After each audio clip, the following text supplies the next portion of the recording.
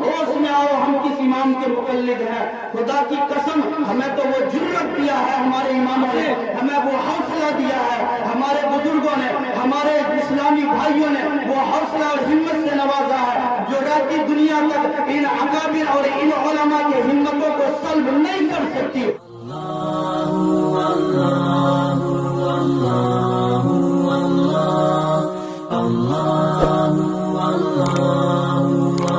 اچھے لوگوں کے پیچھے برائی کرنا یہ دنیا کی پرمپرا ہے۔ جس امام کے ہم مقلد ہیں، حضرت مفتی صاحب بیٹھے ہوئے ہیں، جس امام کے ہم مقلد ہیں حضرت امام اعظم ابو حنیفہ رحمۃ اللہ علیہ، اللہ کی قسم بادشاہ وقت نے کہا تھا ابو حنیفہ تم کو چیف جسٹس بنائیں گے، تم کو عدالت کا سپریم کورٹ کا چیف جسٹس بنائیں گے۔ حضرت امام اعظم، ارے دیوانو ہوش میں آؤ، ہم کس امام کے مقلد ہیں۔ خدا کی قسم ہمیں تو وہ جرأت دیا ہے ہمارے اماموں نے، ہمیں وہ حوصلہ دیا ہے ہمارے بزرگوں نے، ہمارے اسلامی بھائیوں نے وہ حوصلہ اور ہمت سے نوازا ہے جو رہتی دنیا تک ان اکابر اور ان علماء کے ہمتوں کو سلب نہیں کر سکتی۔ اور دنیا تاریخ اس بات پر گواہ ہے کہ علماء کرام نے جو جوان مردی سے کام لیا ہے، اتہاس اس کو اپنے سینوں میں حفاظت سے رکھے ہوا ہے۔ یہ بات بھی آپ جانیے، حضرت امام اعظم ابو حنیفہ کو بادشاہ وقت نے کہا میں آپ کو عدالت کا چیف جسٹس بنانا چاہتا ہوں۔ امام صاحب کہنے لگے مجھے چیف جسٹس نہیں بننا ہے۔ کہنے لگا آپ نہیں بنیں گے، آپ کے جیل کے سلاخوں میں ڈال دوں گا۔ کہا ڈال دیں لیکن مجھے بننا نہیں ہے۔ پھر حضرت امام صاحب تو امام صاحب تھے، کہنے لگے بادشاہ سلامت آپ میری بات یہ سمجھیے، اگر میں اس لائق نہیں ہوں تو آپ نالائق کو اور نااہل کو اتنے بڑے مقام کو بٹھانے جا رہے ہیں تو وہ اس سے غلطیاں ہوگی عدالت میں۔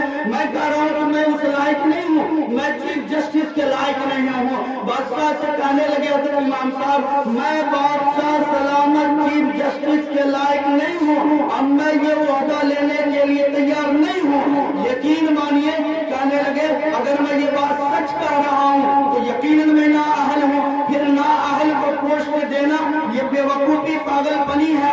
اگر میں جھوٹ بول رہا ہوں کہ میں اہل ہوں پھر بھی میں جھوٹ بول رہا ہوں تو جھوٹے آدمی کو چیف جسٹس بنانا بادشاہ سلامت یہ ٹھیک بات نہیں ہے۔ دو میں سے میں ایک ہو سکتا ہوں، اس لیے بادشاہ نے بلاتے واقعہ بڑا طویل ہے، میں اختصار کے پہلو کو اپناتے ہوئے آپ کے سامنے صرف اتنا بتانے جا رہا ہوں۔ امام صاحب رحمۃ اللہ علیہ کو جیل کے اندر ڈال دیا گیا، سزائیں ملنے لگی، کافی عرصہ کاٹنے لگے۔ نوجوانوں ہوش کے ناخن لو، تم کیوں گھبراتے ہو؟ ارے ہم اس بات کی اولاد ہیں جنہوں نے ہمیں علم محمد سے لے کر کے دیا ہے، وسیلے کے ساتھ دیا ہے، جنہوں نے جیل کے اندر جانا پسند کیا، بادشاہوں کے سامنے جھکنا پسند نہیں کیا۔ ہم اس امام اعظم ابو حنیفہ کے روحانی بیٹا بول رہے ہیں کہ ہمارے باپ روحانی باپ نے بادشاہ سے کہا تو جیل میں ڈالے گا، تو مجھے جیل میں ڈال دے۔ بادشاہ نے 4 سال کی جیل کا سزا دے دیا۔ حضرت امام اعظم ابو حنیفہ جیل کے اندر 4 سال تک جیل کاٹ رہے ہیں، بلاخر موت سے قریب وہ وقت آیا جیل کے اندر امام اعظم ابو حنیفہ رہتے رہتے ایک وقت آیا، سزائیں بہت دی گئی لیکن موت نہیں تھی، مرتے نہیں تھے۔ بادشاہ کو الجھن ہونے لگی، یہ کیسا انسان ہے، مرتا نہیں ہے، سزاؤں پہ سزائیں دے رہا ہے، مرتا نہیں ہے۔ بلاخر دودھ کے اندر زہر ملا کر کے ایک جیل کے ایک ملازم کے ہاتھوں بھیجا گیا اور انفارم کر دیا گیا کہ اس دودھ کے اندر زہر ملایا گیا ہے، یہ زہر تم پیو گے تو مر جاؤ گے۔ امام اعظم ابو حنیفہ رحمۃ اللہ علیہ جب زہر کا پیالہ وہ دودھ کا پیالہ لیا، وہ کہنے والوں نے کہا میں نے آپ کے حسن کو دیکھا، آپ محمد کے عاشق ہیں، آپ جھوٹے نہیں ہو سکتے، اس لیے میں کیا کروں گا۔ امام اعظم ابو حنیفہ مجھے آرڈر ملا ہے، میں غلام ہوں، میں نوکر ہوں، میں بادشاہ کے گھروں میں رہتا ہوں، مجھے آرڈر ملا ہے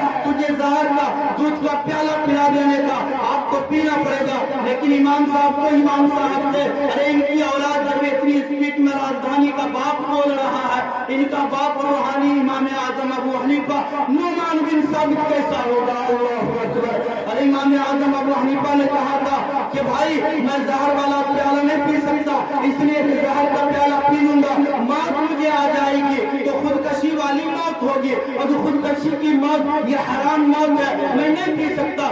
بالآخر زبردستی امام اعظم ابو حنیفہ کے منہ کے اندر وہ زہر بھرا پیالہ دودھ کا انڈیل دیا گیا۔ بالآخر لاچار اور مجبور ہو کر کے امام اعظم ابو حنیفہ کے گلے میں وہ زہر آلود دودھ کا پیالہ تھا، وہ قطرہ چلا گیا، اور امام صاحب رحمۃ اللہ علیہ اپنی زندگی کے آخری 4 سال تک جیل میں گزار دیے، بادشاہ کے سامنے سر نہیں جھکایا، اور جنازہ امام ابو حنیفہ کا جیل سے نکلا۔